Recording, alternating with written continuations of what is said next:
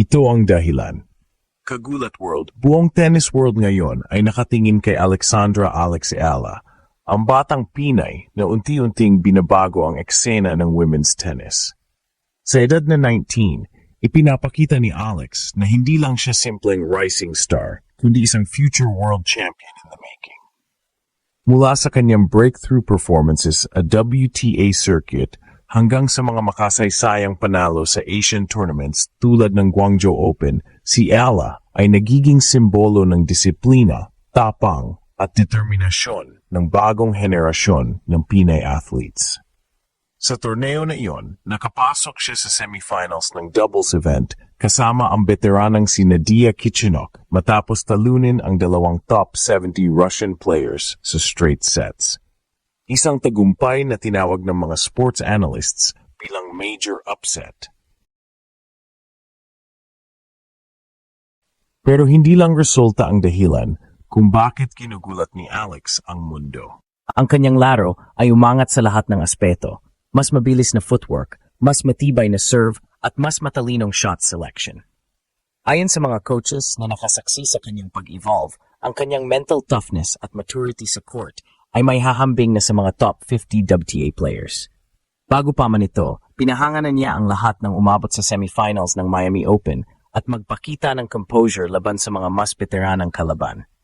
Gamit ang training sa Rafa Nadal Academy, pinagsama ni Alex ang European discipline at Pinoy fighting spirit, isang kombinasyong bihirang makita sa tennis world. Ngayon, hindi na lang siya the young wild card from the Philippines. Si Alexandra Ala ay isa ng main storyline sa women's tennis. Sa bawat laro, nadadagdagan ang respeto at takot ng mga kalaban at nararamdaman ng buong Pilipinas na may darating na unang tunay na Pinay World Tennis Champion. Kung tuloy-tuloy ang kanyang momentum at manatiling healthy, malaki ang posibilidad na sa loob ng ilang taon, makikita natin si Alex na nagtatayo ng tropeo sa gitna ng Grand Slam stage. Ginulat niya ang Guangzhou, ginulat niya ang Asia, at ngayon, handa na siyang gulatin ang buong mundo. Buong mundo ngayon ay muling napapatingin sa pangalan ni Alexandra Alexiala, ang 19-year-old tennis prodigy mula sa Pilipinas na unti-unting inaangkin ng spotlight sa WTA circuit. Mula sa pagiging junior champion hanggang sa pagpasok sa mga malalaking professional tournaments, si Alex ay patunay na kaya ng isang batang Pinay na makipagsabayan sa pinakamalalakas sa buong mundo. Sa mga nakaraang buwan, naging sunod-sunod ang kanyang mga nakakagulat na performances. Ang pinakahuli, ang Guangzhou Open, kung saan pumasok siya sa semifinals ng doubles event kasama ang veteranang Ukrainian na si Nadia Kichenok. Sa laban na iyon, pinatumba nila ang mga top-seeded Russian players na sina Polina Kudermetova at Kamila Rakimova sa straight sets, 6-3, 7-5. Ang crowd ay napasigaw sa bawat punto, habang ang commentators ay nagsimulang magtanong, who is this young Filipina taking over China? Pero higit pa sa panalo, ang ipinakita ni Alex ay maturity at composure na bihirang makita sa edad niya. Sa bawat serve, makikita ang disiplina. Sa bawat rally, naroon ang tapang. Ang kanyang game plan ay malinaw. Gamitin ang bilis, i-mix ang angles, at pilitin ang kalaban na sumabay sa tempo niya. Iyan ang estilo na natutunan niya sa Rafa Nadal Academy, kung saan siya nag-training sa loob ng ilang taon. Doon hinasa ang kanyang footwork, decision-making, at mental toughness. Ayon sa mga Spanish coaches na tumulong sa kanyang paghubog, Alex plays with the fire of Nadal and the heart of a champion. Ang ganitong papuri ay hindi basta-basta binibigay, lalo na kung galing sa mga eksperto sa isang akademiyang kilala sa pag-produce ng world champions.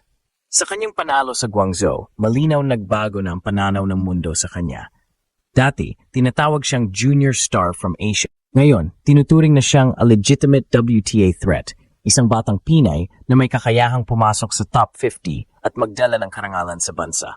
At hindi lang sa court nakikita ang kanyang maturity. Sa mga post-match interviews, kalmado si Alex, confident pero hindi mayabang. I'm just trying to improve every day and make my country proud, sabi niya. Simple, pero tagos. Ang ganitong mindset ang dahilan kung bakit patuloy siyang ginagalang ng mga kalaban at minamahal ng mga fans. Sa likod ng kanyang success ay mga taon ng sakripisyo, injury recoveries at long-distance training sa Europe. Ngunit sa bawat paghihirap, lalong tumitibay ang kanyang loob.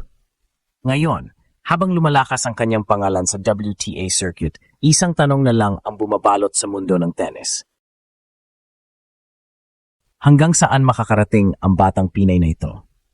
At kung pagbabasehan ang kanyang apoy, disiplina at puso, baka hindi na malayo ang araw na iyon. Sa bawat torneo na nilalaro ni Alexandra Ala, ramdam mo na hindi lang siya lumalaban para sa sarili, kundi para sa buong bansa.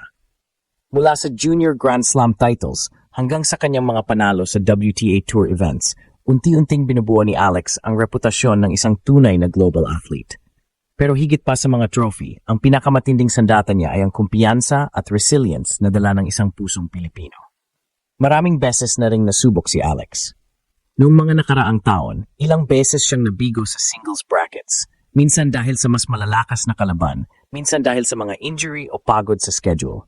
Pero sa bawat pagkatalo, hindi siya nagtatago. Sa halip, bumabangon siya. At yun mismo ang dahilan kung bakit mas kinagalang siya ng tennis world ngayon. Nang pumasok siya sa Guangzhou Open Doubles Semifinals, hindi lang ito panalo sa stats, ito ay simbolo ng kanyang pagbabalik. Isang rebound story na puno ng puso at determinasyon.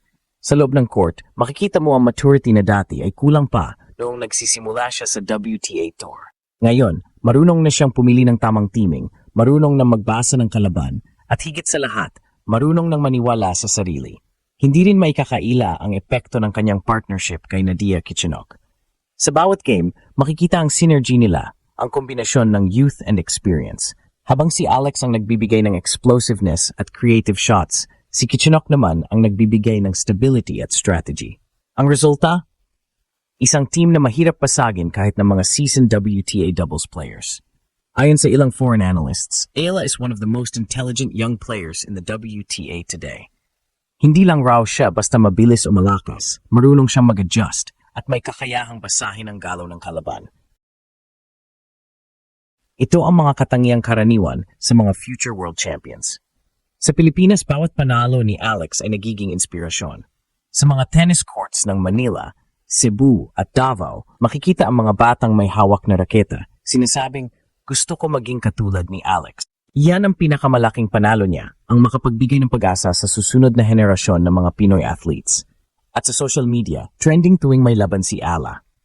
Ang mga Pilipino sa iba't ibang bansa ay sabay-sabay na nag-post ng Vamos Alex at Proud Pinoy. Parang fiesta tuwing mananalo siya. Hindi lang siya atleta ngayon, isa na siyang simbolo ng pagkakaisa. Ngayon, habang papalapit siya sa mas malalaking WTA tournaments, marami nang naniniwala. Alexandra Ayala is no longer the future, she's the present. Ang tanong na lang, hanggang saan niya kayang gulatin ang mundo? At kailan darating ang araw na ititaas niya ang unang Grand Slam trophy ng isang Pinay?